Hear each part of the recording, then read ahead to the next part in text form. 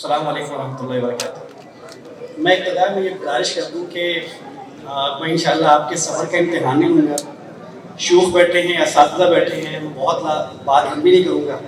ایک بات ہے جو ہمیشہ کھٹکتی ہے، اس کا ذکر کروں گا۔ ہمارے فاضل بھائی فاضل اللہ مراد، انہوں نے انتہائی جامع گفتگو کی، لیکن انہوں نے ہمارے صبر کا امتحان لیا ہے۔ میرے بھائی ہیں، چونکہ میں اس لیے ان سے بات کر سکتا ہوں۔ جو وقت دیا گیا ہے، نظم کا تقاضا یہ ہے کہ اس کے اندر رہ کے بات کی جائے، تاکہ جن کا جو وقت ہے ان کو وہ وقت مل سکے۔ سوال زیادہ کیے گئے ہیں اس لیے چلیے، تو میری صرف ایک گزارش ہے، میں ایک نشاندہی کرنا چاہتا ہوں۔ علماء موجود ہیں اور مجھے پہلے سے معلوم ہے کہ بہت سارے لوگ میری اس نشاندہی سے بھی اختلاف کریں گے۔ وہ نشاندہی یہ ہے کہ دیندار آدمی، عالم دین یا دین کا طالب علم، اس کو ہر چیز کے اندر جب سازش نظر آتی ہے، یہ سازش کیا چیز ہے؟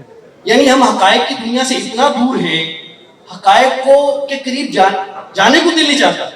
دنیا جہان کی جو چیز ہے، آپ جب ایک عالم دین سے بات کرتے ہیں، میں سب کی نہیں، ایک اوورال مزاج کی بات کر رہا ہوں، اس میں امریکی سازش آ جاتی ہے، اس میں اسرائیل کی سازش آ جاتی ہے۔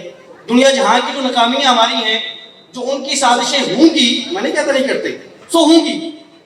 جب ہم ہر چیز میں سازش نکالتے ہیں، حقائق سے دور ہوتے ہیں، تو نوجوان نسل کے کیسے قریب ہوں گے؟ جو کہتی ہے دلیل سے بات کریں، حقائق کے قریب رہ کے بات کریں، جو کہتی ہے لاجک سے بات کریں۔ ایک مثال دے دیتا ہوں۔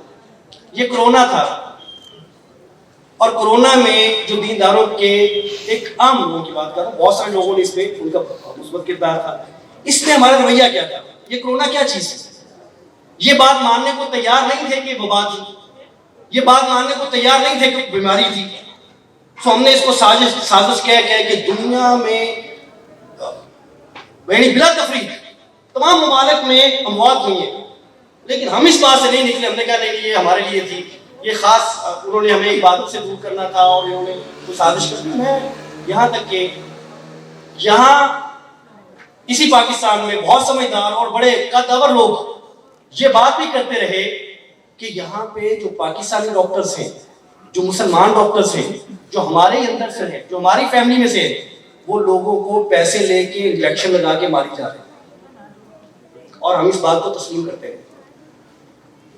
یہ جناح ہاسپٹل میں میری سسٹر کو اتفاق ایسا تھا کہ انہیں دنوں سانس کا مسئلہ ہوا، ہم وہاں لے گئے، انہوں نے ان کو شفٹ کر دیا کرونا وارڈ میں۔ ساتھ میں ایک دوسری سسٹر تھی، میں نے کہا کوئی بات نہیں۔ اچھا، وہ اپنی ٹریٹمنٹ وہ کرتے رہے۔ ایک دن میری سسٹر کا، مجھے دوسری جو تھی ان کا فون آیا کہ آپ جلدی پہنچے۔ میں نے کہا کیا؟ انہوں نے کہا جلدی پہنچے آپ، یہاں جو ہے وہ بندے مار رہے ہیں۔ میں نے کہا آپ کی ایسے نہیں۔ انہوں نے کہا میں آپ سے کہہ دوں پہنچے۔ میں وہاں چلا گیا۔ وہاں ایک صاحب جو تھے، انہوں نے رپورٹ پکڑی ہوئی تھی کوئی 25-30 کہ یہ دیکھیں جی، یہ میرا پیشنٹ تھا اس نام سے، اور باقی لوگ ویڈیو بنا رہے تھے، میرا پیشنٹ تھا اور اس کی رپورٹ دیکھیں نیگیٹو آ گئی، یہ پھر بھی اندر رکھا ہوا ہے۔ یہ دیکھیں یہ دوسرا، اس کا بھی نیگیٹو تھا، یہ پھر بھی اندر ہے۔ تیسرا اس طرح دکھا رہے، سارے ویڈیو بنا رہے تھے۔ اور جب سب نے وہ کر لیا تو ایم ایس اوپر آیا، وہ شیشے بھی توڑ دیے، سارا کچھ کر دیا کہ بندے ماری جا رہے ہیں۔ ایم ایس اوپر آیا، انہوں نے کہا جی ہمارے سے نیچے آ جائے۔ میں اور باقی جتنے لوگ تھے سارے نیچے چلے گئے۔ انہوں نے کہا جی یہ ہمارے سی سی ٹی وی لگے ہوئے، جی آپ کے مریض اندر پڑے ہوئے، آپ یہاں بیٹھ جائیں، آپ ان کی نگرانی کریں کہ ہمارے ڈاکٹرز ان کے ساتھ کیا کرتے ہیں، ان کو مار رہے ہیں کہ ان کی کیئر کر رہے ہیں۔ اور باقی رہے گی بات کی جو آپ رپورٹس دکھا رہے ہیں کہ یہ نیگیٹو ہے اور ہم پھر بھی نہیں ڈسچارج کر رہے، تو جب تک 2 دفعہ ہم نہیں کر لیتے ہم نہیں کر لیتے، تاکہ امکان نہ رہے کہ یہ اسی وبا کی صورت میں گھر چلے جائے اور وہاں یہ آگے کسی کو لگ جائے۔ سو اس طرح کی جو احتیاط ہے، اس میں ہمارے دوست ہیں، ان کے بھائی ڈاکٹر ہیں، وہ بھی اس بات کے قائل تھے۔ تو میں نے ان سے کہا، میں نے کہا مجھے یہ بتائیے، ان کا جی پاکستان جو ہے پیسے لے رہا ہے امریکہ سے، وہ فی بندے کے اتنے پیسے دے رہے ہیں کہ ان کو مارتے ہیں تو وہ پیسے دیتے ہیں۔ تو میں نے ان سے کہا کہ مجھے یہ بتائیں، بھلے آدمی جو آپ کے بھائی ہیں، ان کو اگر کوئی بندہ، وہ حافظ نہیں ہے، جو ڈاکٹر ہیں وہ حافظ نہیں ہے، تو میں نے کہا کہ وہ جو ڈاکٹر صاحب ہیں، ان کو اگر کوئی بندہ پیسے دے، حکومت کہے کہ 1 کروڑ، تو بندہ مار دیں گے؟ کہتے نہیں بھائی تو نہیں مارے گا۔ تو بھائی جو آپ کا بھائی نہیں مارے گا، تو باقی بھی تو کسی کے بھائی ہیں، وہ کلمہ گو ہیں، وہ نماز پڑھنے والے ہیں، کیسے مان جاتے ہیں؟ ہمارے شیوخ ہمارے ہاتھوں سے اس دنیا سے چلے گئے، شہادتیں ہوئی ہیں، لیکن ہم میں سے بہت سے لوگوں نے نہیں مانا۔ سو نشاندہی اتنی تھی، بات بھی اتنی ہے، میں بات ختم کرتا ہوں کہ ہمارا کام یہ ہے کہ یا ایھا الذین آمنوا ان جاءکم فاسق بنبأ فتبینوا، روز بتاتے ہیں۔